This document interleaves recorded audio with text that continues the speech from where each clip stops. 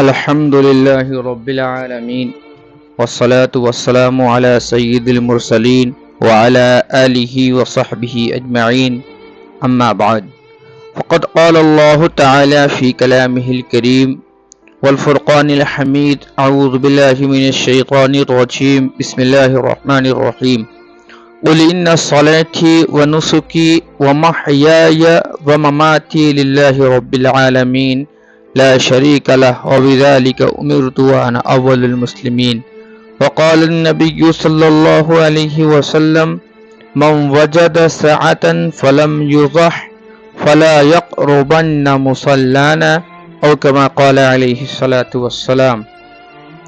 محترم حضرات، سامعین کرام، اللہ کا فضل ہے، اس کا احسان اور کرم ہے کہ اس نے عید الاضحیٰ کے اس مقدس اور تاریخی دن کی مناسبت سے ہمیں کچھ کہنے اور آپ کو سننے کی توفیق عطا فرمائی۔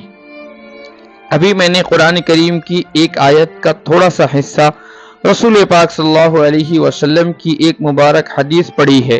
دعا کیجیے اللہ پاک مجھے دونوں کی روشنی میں صحیح اور سچی باتیں کہنے اور ہم سب کو اس پر عمل کرنے کی توفیق عطا فرمائے۔ محترم حضرات، یہ تو ہم سب جانتے ہیں کہ اللہ تعالیٰ نے ہمیں اس دنیا میں اطاعت و بندگی کے لیے پیدا فرمایا ہے۔ عبادت اہل اسلام کا تخصص ہے، ریاضت مسلمانوں کا امتیاز ہے، مجاہدہ اور مشقت اللہ والوں کا نمایاں وصف ہے۔ ساتھ ہی ساتھ ایک ناقابل انکار حقیقت بھی ہے کہ جو شخص خدا ترس ہوتا ہے، اللہ کا مقرب اور محبوب ہوتا ہے، اس کی مشقتیں زیادہ ہوا کرتی ہیں، اس کا مجاہدہ اعلیٰ درجے کا ہوا کرتا ہے۔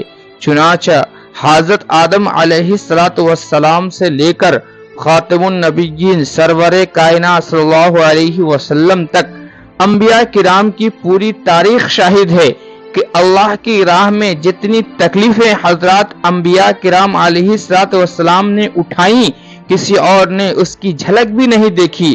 جتنے امتحانات کی وادیاں اللہ کے محبوب رسولوں نے طے کر کے کامیابی حاصل کی، دوسرے انسانوں کے لیے وہ سوچنا بھی جرم ہے۔ حضرت انبیاء علیہ السلام کا ہر عمل عبادت تھا، ان کی ہر ادا ریاضت سے متصف تھی، اور وہ حضرات قرآن کریم کی اس آیت کریمہ کے حقیقی مصداق تھے۔ وَمَا خَلَقْتُ الْجِنَّ وَالْإِنسَ إِلَّا لِيَعْبُدُونِ، کہ انسان اور جنات کو تو صرف عبادت کے لیے پیدا کیا گیا ہے۔ خود نبی کریم صلی اللہ علیہ وسلم کی زبانی کہلوایا گیا، قُلْ إِنَّ صَلَاتِي وَنُسُكِي وَمَحْيَايَ وَمَمَاتِي لِلَّهِ رَبِّ الْعَالَمِينَ، اے نبی آپ کہہ دیجئے، دنیا کو بتا دیجئے کہ میری نماز، میری قربانی، میری زندگی اور موت سب کچھ اللہ تعالیٰ کے لیے ہے۔ دوستو، یہ عید الاضحیٰ جسے ہم اور آپ بقرعید کے نام سے جانتے ہیں، انہی انبیاء کرام میں سے دو جلیل القدر پیغمبروں کے امتحان کا نتیجہ ہے۔ یہ مبارک دن حضرت ابراہیم اور ان کے سراپا اطاعت گزار بیٹے حضرت اسماعیل علیہ السلام کی قربانیوں کا ثمرہ ہے۔ اللہ پاک نے ان حضرات کی اطاعت و غم نیازی، امتحان خداوندی کی تیاری اور اس کی شاندار کامیابی سے اتنی خوشی ہوئی کہ قیامت تک آنے والے تمام مسلمانوں کے لیے اس سنت ابراہیم کو زندہ اور باقی رکھنے کا حکم دے دیا گیا۔ سامعین کرام قدر، خدا پاک کی قدرت کا کرشمہ تو دیکھیے کہ ہم مسلمانوں کو خوشی اور مسرت کے اظہار کے لیے 2 دن دیے گئے، اور دونوں ہی 2 بڑی اور اہم عبادتوں کے تکمیل کے بعد عطا کیے گئے۔ مسلمانوں نے رمضان المبارک میں روزہ، نماز، تلاوت قرآن جیسی بدنی عبادتوں کا اہتمام کیا تو اللہ تعالیٰ نے اس کے بدلے انہیں عید الفطر کا انعام دیا۔ اور جب اللہ کے انہی بندوں نے سفر کی صعوبتوں کو برداشت کر کے اپنے خون پسینے کی کمائی صرف کرنے کے بعد حج بیت اللہ جیسے اہم دینی فریضے کو ادا کیا، جان و مال سے ہم آہنگ ان عظیم عبادت کو مکمل کیا، تو اللہ تعالیٰ نے ان کے صلے میں مسلمانوں کو عید الاضحیٰ کا تحفہ عطا کیا اور یہ حکم دیا کہ جس طرح عید الفطر کے موقع پر صدقۃ الفطر سے اپنی خوشی اور شادمانی کا آغاز کرتے ہو، عید الاضحیٰ کے موقع پر خدا بندی یہ حکم ہے کہ دنیا کے سارے مسلمان اپنی مسرت و خوشی کا اعلان قربانی کر کے شروع کریں۔ محترم حضرات، حضرت ابراہیم علیہ السلام کی پوری زندگی امتحان اور آزمائش سے بھری ہوئی ہے۔ اللہ تعالیٰ نے آپ کو ایک بت ساز اور بتگر اور بت پرست باپ کے گھر پیدا کیا۔ چاند اور سورج کے پرستار معاشرے میں آپ پلے بڑھے اور کواکب پرست قوم میں نشو نما پائی۔ بچپن سے ہی خدا نے اپنے اس جلیل القدر نبی کو امتحانات کی دنیا میں لگا دیا اور حکم دیا، اے ابراہیم پہلے تو اپنے گھر میں میری خدائی کا اعلان کرو اور پھر نمرود کے دربار میں جا کر میری وحدانیت حقانیت کا پرچم لہراؤ۔ چنانچہ حضرت ابراہیم علیہ السلام نے پہلے اپنے والد آزر سے پتھروں کو پوجنے کی وجہ معلوم کی اور پوچھا، یا ابت لم تعبد ما لا يسمع ولا يبصر ولا يغني عنك شيئا، اے ابو آپ کیوں ان بے جان پتھروں کی عبادت کرتے ہیں؟ کیا آپ نہیں جانتے کہ یہ بہرے ہیں، سنتے نہیں؟ تم نے ان کی آنکھیں تو بنا دی مگر یہ دیکھتے نہیں، اور یہ اتنے کمزور اور بے بس ہیں کہ آپ کا ان سے کوئی فائدہ نہیں ہو سکتا کیونکہ آپ ان کی پرستش میں لگے ہوئے ہیں۔ اتنا سنتے ہی آزر نے طیش میں آ کر کہا، لَئِن لَّمْ تَنْتَهِ لَأَرْجُمَنَّكَ وَاهْجُرْنِي مَلِيًّا، اے ابراہیم اگر تم نے اپنی عادت نہ بدلی، اپنی اس حرکت سے باز نہ آئے اور یوں ہی سوالات کرتے رہے تو میں تمہیں سنگسار کر دوں گا اور اپنے گھر بار سے نکال دوں گا۔ اللہ اکبر۔ حضرت ابراہیم علیہ السلام نے فرمایا، ابو جان اس میں کون سی بڑی بات ہے، اس میں کون سی بڑی بات ہے، میں تو اپنے مالک کے حقیقی کی تلاش میں دنیا اور اس کی تمام چیزوں کو قربان کر دوں گا۔ ارشاد فرمایا، سلام علیک استغفر لک ربی انہ کان بی حفیظا، اے ابو خدا حافظ میں آپ کے بھگانے سے پہلے ہی جا رہا ہوں، البتہ ایک بات بتا دیے جا رہا ہوں کہ آپ میرے والد ہیں، ابھی تک میری ذمہ داریاں نبھاتے آ رہے ہیں،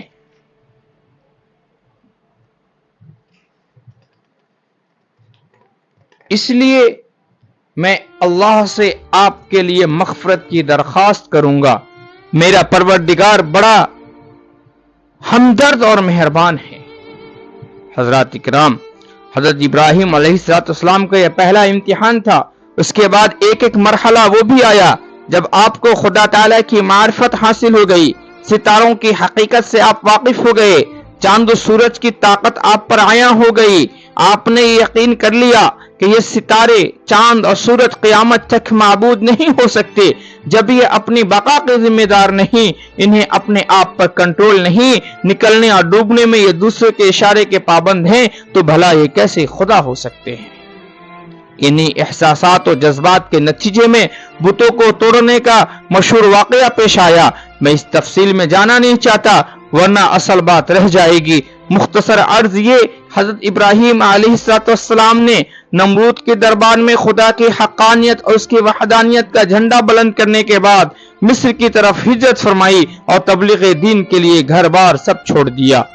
دھیرے دھیرے وقت گزرتا رہا، حضرت ابراہیم کی عمر بھی بڑھتی رہی، یہاں تک کہ آپ 80 سال سے بھی زیادہ عمر کے ہو گئے، اور اللہ کی قدرت میں غور تو کیجیے کہ ابھی تک آپ کے یہاں کوئی اولاد نہیں تھی، آپ کا کوئی وارث نہیں تھا، دکھ درد کا کوئی شریک نہیں تھا، اور بڑھاپے کا کوئی مضبوط سہارا نہیں تھا۔ چنانچہ آپ کو بھی اتنی بڑی عمر میں بڑھاپے کا احساس ہوا، کسی دنیاوی سہارے کے فکر و امن گیر ہوئی، اور دل میں یہ جذبہ پیدا ہوا کہ اللہ پاک آپ کو اولاد عطا فرما دیتے تو بڑا احسان ہوتا، وہ میرے بڑھاپے کا سہارا بنتا، میرے مشن کی باغ دوڑ سنبھالتا اور میرے بعد دین کے چراغ کو روشن کیے رہتا۔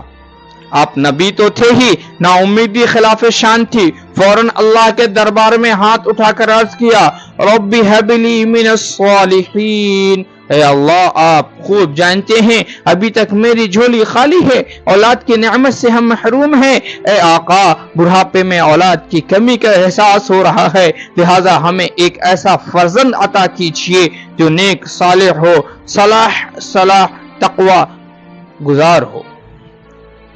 اللہ تعالیٰ نے آپ کی اس دعا کو قبول فرما لیا اور قرآن کی زبان میں اعلان ہوا فَبَشَّرْنَاهُ بِغُلَامٍ حَلِيمٍ۔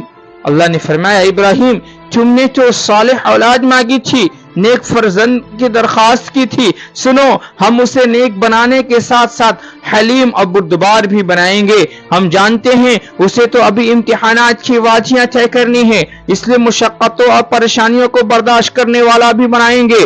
سامعین کرام، حضرت ابراہیم علیہ السلام کی دعا تو قبول ہو گئی، فرزند ارجمن کی صورت میں حضرت اسماعیل کی اولاد اسماعیل کی ولادت بھی ہو گئی، لیکن امتحانات کا سلسلہ ختم نہ ہوا، آزمائش بند نہ ہوئی، بلکہ پچھلے امتحان سے زیادہ مشکل امتحان کا وقت آیا اور حکم خداوندی یہ ہوا اے ابراہیم اس بچے اس کی ماں کو ایک ایسی وادی میں چھوڑاؤ، ایک ایسے جنگل میں چھوڑاؤ جہاں نہ دانا ہو، نہ پانی ہو، نہ انسان ہو، نہ حیوان ہو، وہ وادی ایسی ہو جہاں پانی کا بھی کوئی نظم نہ ہو، کھانے کا کوئی انتظام نہ ہو، گھاس تک بھی نہ اگتی ہو۔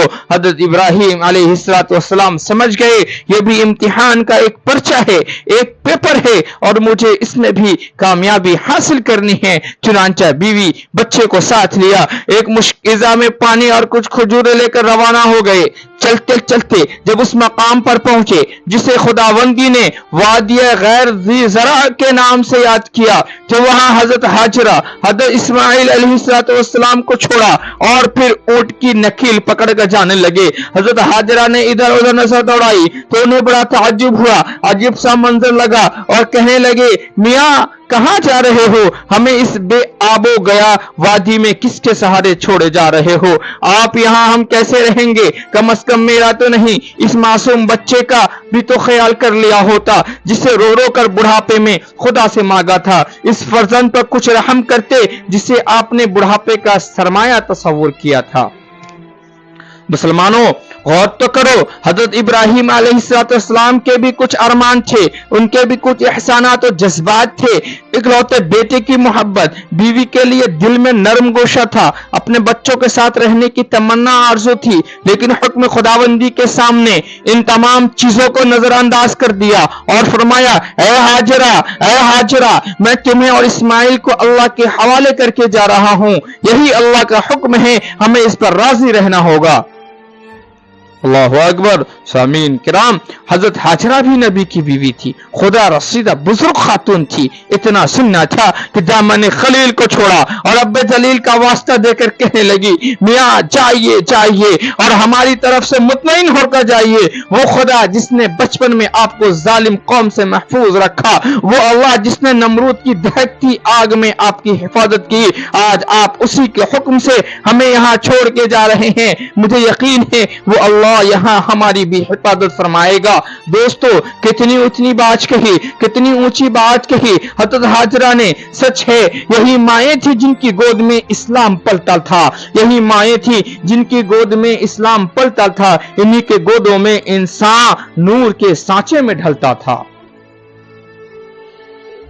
جب حضرت ابراہیم علیہ السلام وہاں سے آگے بڑھے، بیوی بچے نظروں سے اوجھل ہو گئے تو اللہ کے دربار میں ہاتھ پھیلا کر آپ نے انتہائی درد انگیز دعا فرمائی اور عرض کیا ربنا انی اسکنت من ذریتی بواد غیر ذی زرع عند بیتک المحرم، اے آقا اے کائنات کو بنانے والے، میں نے اپنے آل و اولاد کو تیرے محترم گھر کے قریب وادی غیر ذی زرع میں چھوڑ دیا ہے۔ اے اللہ آپ جانتے ہیں میرا کوئی اور مقصد نہیں، تیرے حکم کی اطاعت کے سوا کوئی چاہت نہیں۔ ربنا لیقیم الصلاۃ، اے آقا میں نے انہیں اس لیے وہاں چھوڑا تاکہ وہ نماز قائم کریں، تیرے دربار عالی میں سجدہ ریز ہوں۔ فجعل افئدۃ من الناس تہوی الیہم، اے اللہ وہ ماں بیٹے اکیلے ہیں، اس وادی میں ان کا کوئی پرسان حال نہیں ہے، لہٰذا ایک کرم تو یہ فرما دیجئے کہ لوگوں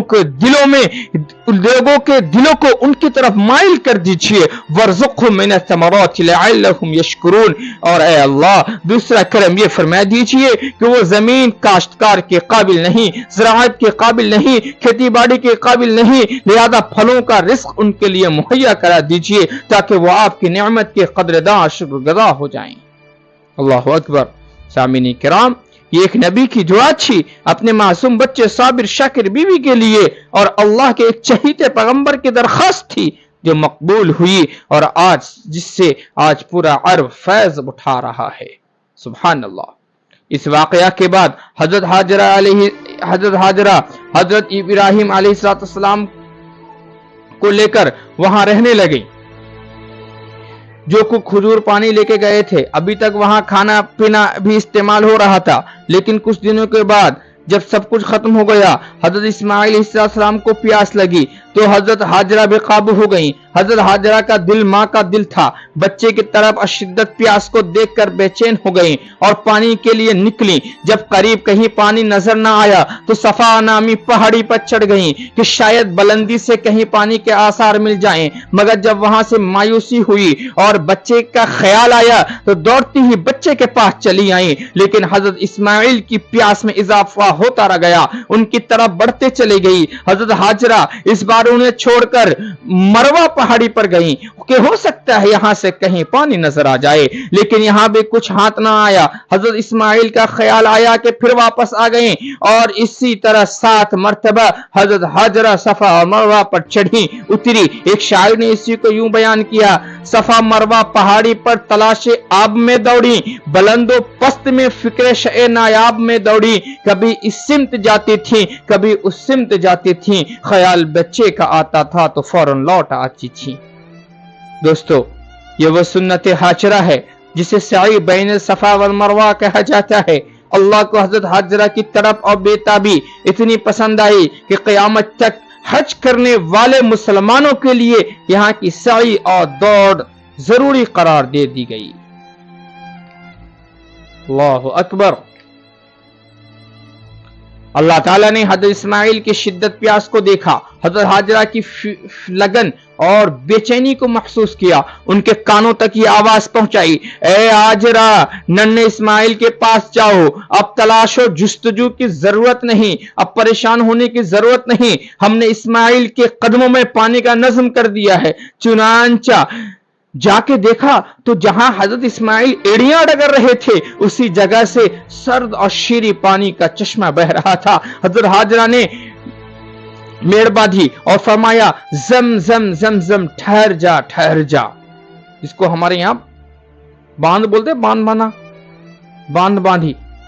یہ زمزم جسے ہم آپ تبرک سمجھ کے پیتے ہیں، جس پانی میں اللہ کے رسول نے بیماریوں سے شفا بتائی ہے، یہ متبرک پانی حضرت ہاجرہ کی محنت و مشقت کے بعد مسلمانوں کو ملا ہے۔ اللہ تعالیٰ پوری امت کی طرف سے انہیں جزائے خیر عطا فرمائے، آمین۔ کچھ دنوں بعد عرب کا جرہم نامی قبیلہ بھی وہاں آ کر آباد ہو گیا، اور حضرت ہاجرہ حضرت اسماعیل کو لے کر سکون کی زندگی گزارنے لگی۔ اب حضرت اسماعیل بڑے ہو رہے ہیں، جوانی کی دہلیز پر قدم رکھ رہے ہیں، اس قابل ہو رہے ہیں کہ ماں باپ کی خدمت کریں، والد کا ہاتھ بٹائیں، ان کے کاموں میں شرکت کریں، مگر اللہ کو تو کچھ اور ہی منظور تھا۔ حکم ہوا: اے ابراہیم، امتحان کی تیاری کرو، خود بھی تیار ہو جاؤ اور اپنے لخت جگر اسماعیل کو بھی تیار کر لو، اور ان سے کہہ دو کہ ہماری راہ میں اپنی جان کی قربانی پیش کریں۔ یا اللہ، اے مسلمانوں، ذرا سوچو تو صحیح، کس کے ذبح کا مطالبہ کیا جا رہا ہے؟ حضرت ابراہیم سے کس چیز کی قربانی طلب کی گئی ہے؟ کسے قربان کرنے کے لیے کہا گیا؟ وہ بیٹا بڑھاپے میں جسے حضرت ابراہیم نے اللہ سے مانگا، وہ لاڈلا جو آنکھ کا تارا تھا، وہ فرزند جو بڑھاپے کا سہارا تھا، وہ نیک بخت لڑکا جو ماں کا جگر کا پارا تھا، وہ لخت جگر جسے ہاجرہ نے بے آب و گیا وادی میں پالا تھا، وہ نور نظر جسے حضرت ابراہیم کی بے شمار امیدیں وابستہ تھیں، وہ چہیتا جو گلشن ابراہیم کا تنہا ایک پھول تھا، وہ حد العزیز بیٹا جو اس خاندان کو رونما چشم و چراغ تھا، آج اسی قندیل کو بجھانے کا حکم دے دیا گیا۔ آج انہی صفات کے حامل حضرت اسماعیل کی قربانی کا مطالبہ کیا گیا تھا۔ اللہ تعالیٰ نے حضرت ابراہیم علیہ السلام کو خواب میں ذبح کا حکم دیا. حضرت ابراہیم کو سر تسلیم خم کرتے ہوئے حضرت اسماعیل کو یہ پیغام سنایا اور کہا یا بنی انی ارا فی المنام انی اذبحک فانظر ماذا تری. اے میرے پیارے، اے ہاجرہ کے جگر پارے، اے میرے خواب دیکھا ہے، میں نے خواب دیکھا ہے کہ راہ خدا میں تجھے ذبح کر رہا ہوں، اللہ کے راستے میں تمہیں قربانی کر رہا ہوں، تمہارا کیا خیال ہے؟ غور و فکر کر لو، تمہاری کیا رائے ہوتی ہے؟ سامعین کرام، کلیجے پہ ہاتھ رکھ کر سوچئے، قربان جائیے، اس فدا کاری اور جان نثاری پر عبرت حاصل کیجئے. باپ بیٹے کی اس اطاعت شعاری سے پتہ ہے کہ آپ کو حضرت ابراہیم نے کیا جواب دیا. انہیں معلوم تھا کہ میرے والد نبی ہیں اور نبی کا خواب بھی سچا ہوتا ہے. انتہائی وفادار، سکون اور اطمینان اور وقار کے ساتھ فرمایا یا ابت افعل ما تؤمر. اے ابا جان، آپ میری رائے کیوں معلوم کر رہے ہیں؟ اللہ نے جو آپ کو حکم دیا ہے اسے کر گزریے، اللہ کے حکم کی تعمیل کیجیے. اور رہا میرا مسئلہ تو ستجدنی انشاءاللہ من الصابرین، میں اف تک نہیں کروں گا، انشاءاللہ آپ مجھے صابر و شاکر پائیں گے. سعادت مند بیٹا جھک گیا فرمان باری پر، سعادت مند بیٹا جھک گیا فرمان باری پر، زمین و آسمان حیران تھے اس طاعت گزاری پر. عجب بشاش تھے دونوں رضائے رب عزت پر، تأمل یا تذبذب کچھ نہ تھا دونوں کی صورت پر. اللہ اکبر. حضرت ابراہیم اپنے وفا شعار بیٹے کا جواب سن کر مطمئن ہو گئے.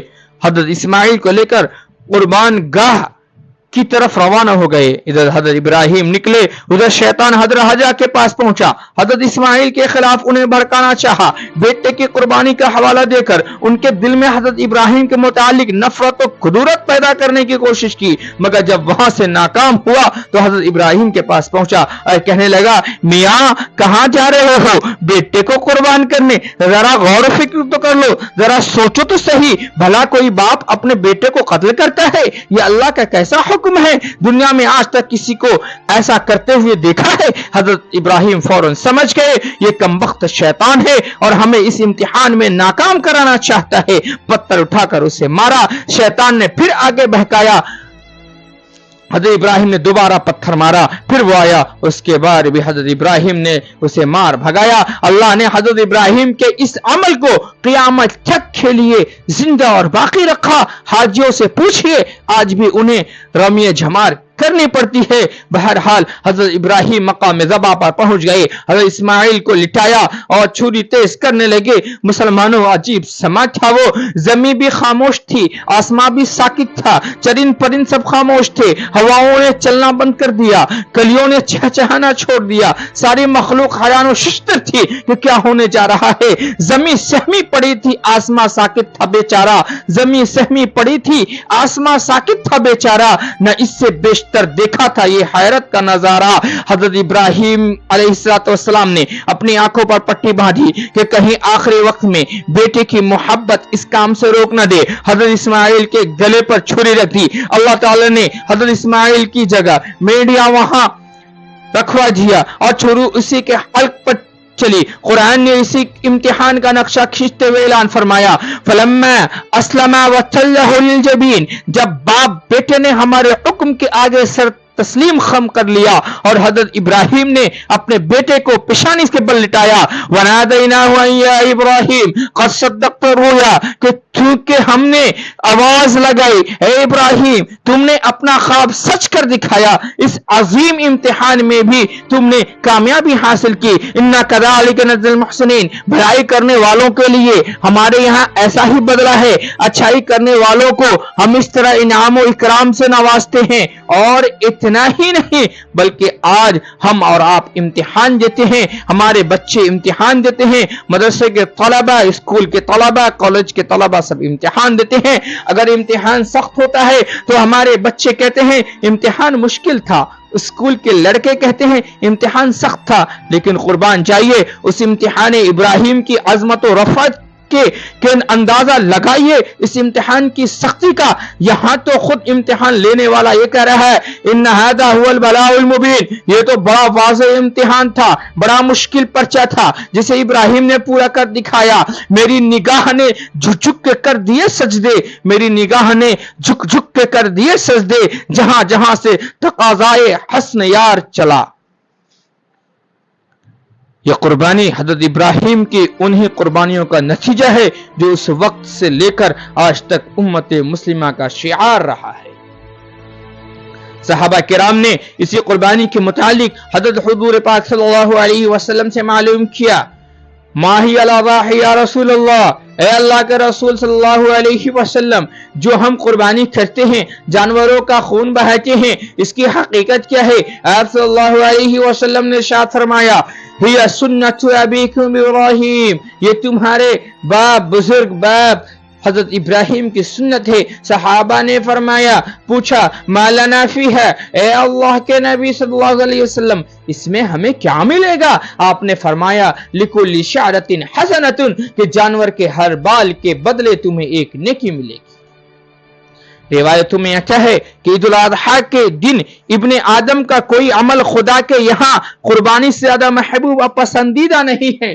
یہی وجہ ہے کہ اللہ کے رسول صلی اللہ علیہ وسلم ہمیشہ قربانی فرماتے رہے اور پوری امت مسلمہ کو یہ حکم دیا کہ اگر ان کے پاس وسعت ہو، مال کی فراوانی ہو تو وہ ضرور قربانی کریں، اپنی طرف سے بھی، اپنے اہل و عیال کی طرف سے بھی. خود نبی کریم صلی اللہ علیہ وسلم نے ایک موقع پہ قربانی کا جانور ذبح کرنے کے بعد یہ دعا فرمائی اللہم ہذہ عنی وعمن لم یضحی من امتی. اللہ اللہ، اے اللہ یہ قربانی میرے طرف سے بھی ہے اور میری امت کے غریبوں کی طرف سے بھی ہے، میری امت کے فقراء اور محتاجوں کی طرف سے بھی ہے. اے اللہ میری اس قربانی کو میری امت کے ناداروں اور مفلسوں کی طرف سے بھی قبول فرما. اور ان لوگوں کو بھی اس کا ثواب دے جو قربانی کرنے کی طاقت نہیں رکھتے، جن کے پاس اتنا پیسہ اور سرمایہ نہیں کہ وہ تیری راہ میں جانور کا خون بہائیں.